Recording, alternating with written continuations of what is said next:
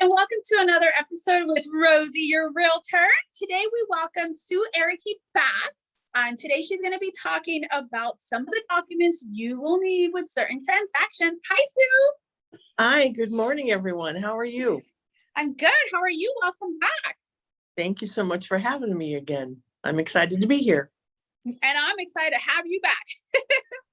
So today we're going to talk about, you said, trust? Correct. Perfect. So obviously whether it's a trust or probate, there is a little bit extra documents that are needed. And people need to understand if it is going through probate or it's in a trust, that you can't just get up and sell it and say, hey, I have the right to sell and sell it. There's documents that go with that need to be provided to their agent, or who would then provide it to you. So tell me a little bit more about that. Well, most of the time, if a seller has a trust, the agent will find that out. We usually order the preliminary title report ahead of time, if not to determine what kind of vesting the seller will have on a new transaction. And if it isn't a trust, and this confuses some people, what we need with a trust, if it's your trust, or you and your husband's trust, you're already on title in that trust, so everything's good there. Well, all we need from you is, and which we provide, is a trust certification form that will have the seller complete and sign in front of a notary, saying basically that nothing's changed, no terms of the trust have changed, no trustees have changed, nothing. It's still your trust. The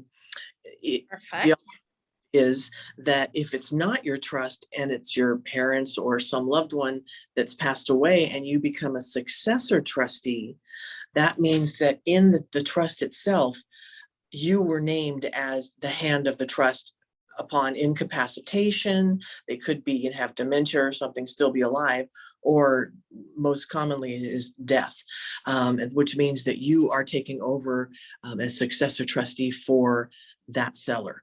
And it's all about the seller, not about the successor trustee.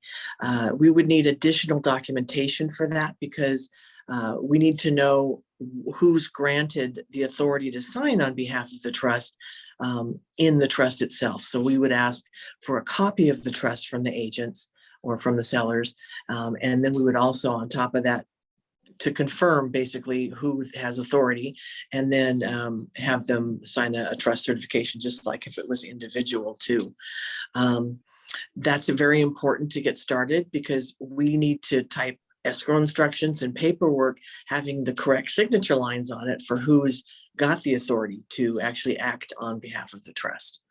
And most people get kind of confused with when you're a successor trustee, we're not talking about you. We're talking about who you're the trustee for. So we don't need their personal information. They're the hand of the trust, and we need the original trustor's information is what we're looking for. Perfect. Yes. And then I don't know if you mentioned a death certificate, right? Confirming that the original trustee grantors have passed, correct? Well, that's correct too. Depending on the situation, sometimes it's incapacitation, where they have dementia and they're not capable of handling these kind of things themselves. In that case, we would need, and this is assuming that nothing's been filed, because many times things are filed already. And if not, we can still do all the things for them. We would file a change of trustee and explain why we are changing the trustee. And it would be either incapacitation with 2 letters from a doctor showing proof that they have incapacitation, or if it's death, then yes, we would need a copy of an original certified copy of a death certificate. And we would draw a document. We would just draw a document, escrow does that, to be recorded at closing, changing the successor trustee. Perfect.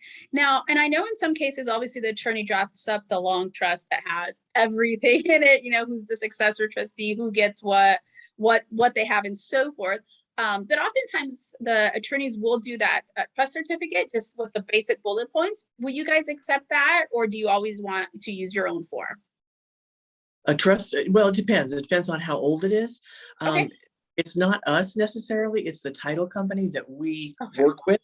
And we documents for. So depending on how old the trust certification is, title usually wants one that's pretty fresh, saying, because let's Yeah. say it's Yeah. a year old, in that year something could have happened and changed in the trust. So it's just reaffirming that the trust is stayed the same, nothing's changed, all the terms are exactly as they are. A trust is a good thing to have for people, and it prevents them from having to go through probate. And you were talking earlier, probate. Um, Perfect. Probate is if you have a will. Instead, there's two options for estate planning, basically, and it's either a trust or a will. If you have a will, you have to go through probate, which is going to court to get an executor or equivalent of a successor trustee, an executor who will handle the estate for you. So we need a court order from the probate court telling us who has authority to sign on behalf of the seller, basically.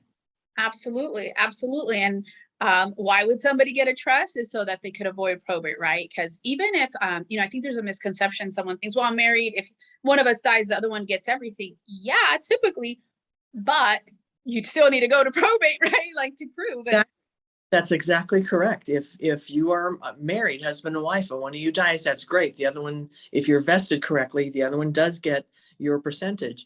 But if he dies or she dies, the last one, then it's probate.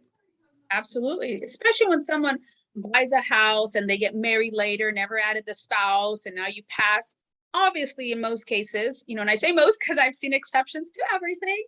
The Mhm. judge is going to give it to the spouse because we're a community property state. But things come up, things happen. Maybe the ex is on there, and you don't want the ex getting the house.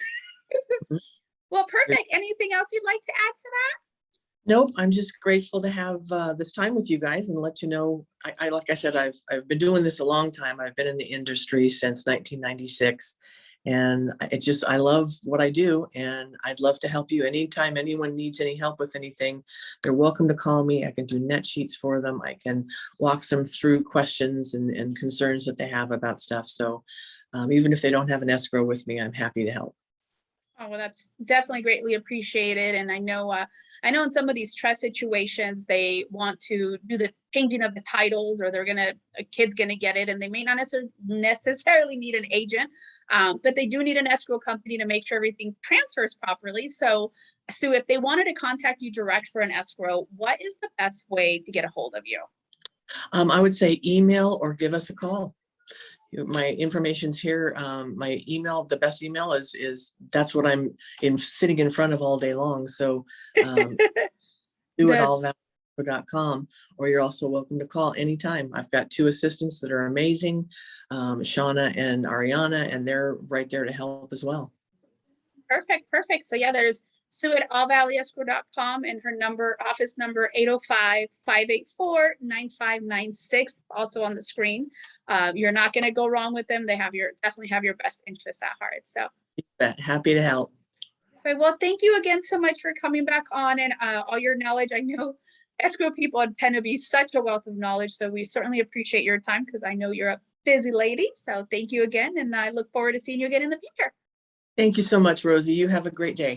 Thank you. You too. Happy Friday. Happy Friday.